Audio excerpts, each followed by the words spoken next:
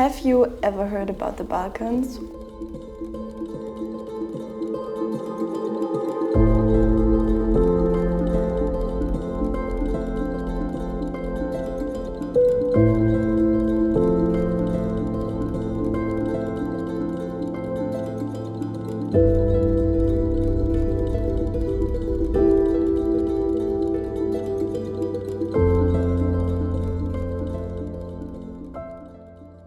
Well, probably, but not as a travel destination in Europe. Well, I'm here to convince you that you should definitely give it a try and visit the Balkans. So what I did this summer was to go to Montenegro. The thing that really caught my eye was that it was very cheap and it had the sea and the mountains located next to each other. And it was absolutely amazing. Montenegro is such an underrated country. So here are the top 10 things I did, and I would advise you do too when you go there. We stayed in the city of Budva. Budva is like a very touristy place with a lot of big hotels, almost skyscrapers, and always filled with people. It was still worth a day trip, and a place in Budva that you definitely should give a try and visit would be the Old Town. It is very cute, filled with old Italian architecture, very nice restaurants and like little shops. The cool thing we did was to wake up at 5 a.m. in the morning and just stroll through the Old Town when it was completely empty and watch the sunrise. Definitely give it a try, if you're a morning person, of course. We asked the locals and they advised us not to go swimming where the city center is because there's a lot of rubbish, dirt, and generally not a good place to go to swim. But if you pass the Budva Old Town and go past the ballerina statue, which is located on a little rock, this is like the monument of Budva, you can go to the Monastery beach. Part of it is a public beach and it is beautiful nature, great crystal clear water, and it's mostly not filled if you go at the right times. Go take a swim there.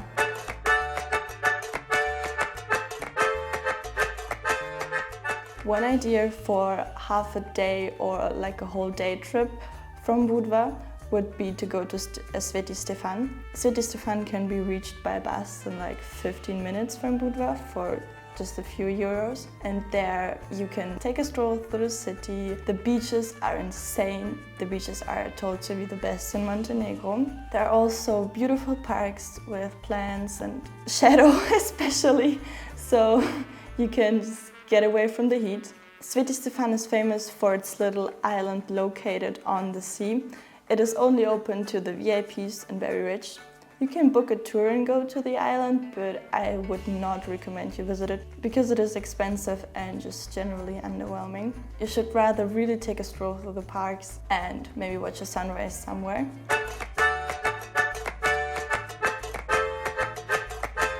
One of the best possibilities to watch a great sunset is from up above. So if you want to take the challenge on yourself and hike up some meters, you can really see beautiful views from Sveti Stefan, Budva, and just the whole coastline. There's a monastery in Sveti Stefan, and if you take a hiking trail past the monastery, you come to a viewpoint where the views are just insane. I mean, look at that, this is incredible. There's also a church named San Sava, I think, and you can go up there, and I definitely think the views are way more insane from that point, but I would not recommend hiking up there because it's just simply too hot. I just say you go by car or take a taxi if you really want to go there. Sveti Stefan is great. I would say you visit it in the evening, and if you go from Budva just like at 4 or 5 p.m. and watch the sunset, and in the evening you go back. This would be the best option for you to not die in the heat.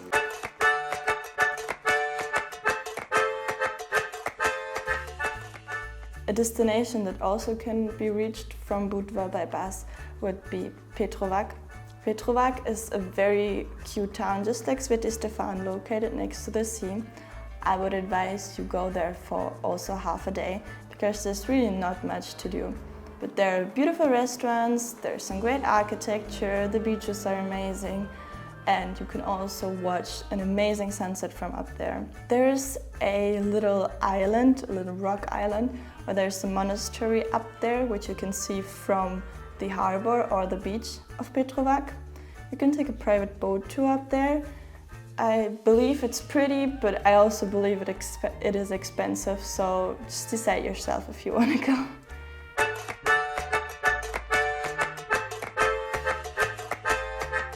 A place you absolutely must visit would be Kotor, because it's iconic and just has so much things that you must see. We actually woke up at 5 a.m. and took the first bus at 6 a.m. from Budva to Kotor to not die in the absolute summer heat.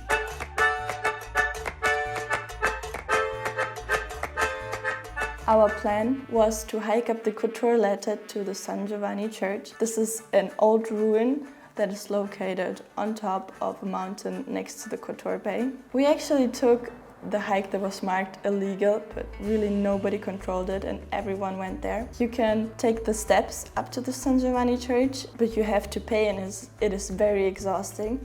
If you take the hike, it is not difficult at all if you don't go too late, because again, it's hot, and you have amazing views of the nature of the mountains, and you even pass some very cute church ruins and really get those Game of Thrones feelings. From the church San Giovanni, you can actually just walk down the steps and nobody will ask you for a ticket or anything. So my tip, if you wake up in the morning, go to Kotor in the morning, hike up San Giovanni Church, visit Kotor Old Town. It is also a very cute town, just like many cute old towns in Montenegro, basically. But it has also great architecture, amazing restaurants, like fruit markets, shops, so worth a visit. So imagine you hiked up to the San Giovanni Church, you ate lunch in Kotor Old Town. Now, what to do? Do a boat trip. You can take a private boat trip from the Old Town Harbor, which costs you about 15 euros, I believe, per person, but it's worth it. It is 1.5 hours long and you go to one of the monuments of the Kotor Bay. This would be the Lady of the Rocks. It is a small monastery and church located on a man-made island just in the middle of the bay. There's not much to do, but it is quite pretty. After the Lady of the Rocks, the boat trip took us to Perast. Perast is like the Santorini of Montenegro. It's filled with huge, beautiful hotels and expensive restaurants, expensive cars, and like rich people basically. But it has beautiful Italian architecture and you can also take a great swim in there. I would not recommend you to go there for like a whole day, since there's really not that much to do, so half a day would be enough. The coolest thing about the boat trip was actually the trip itself, because you just really had amazing views of the mountains around you while driving through the Kotor Bay. So give it a try, you will not regret it. So when you arrive back in Kotor and you almost half dead because of the heat, you should take a swim in one of the public beaches located next to the old town. You have great views of the mountains while you swim, and the water is as well absolutely crystal clear. One of the most adventurous things we did on our Montenegro trip was probably kayaking on the Lake Skadar.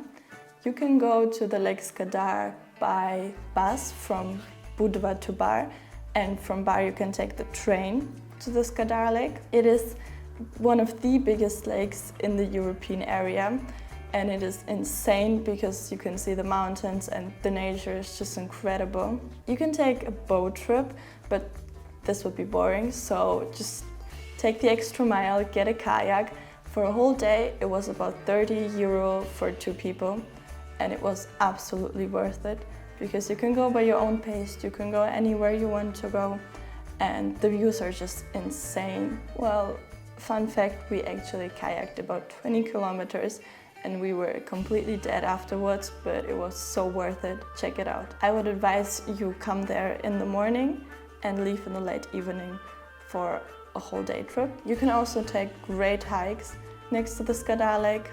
but we really did not have time for that, although I would definitely recommend to check it out too. Just to finish up a bit, some side facts about Montenegro. It is very affordable and great for young budget travelers.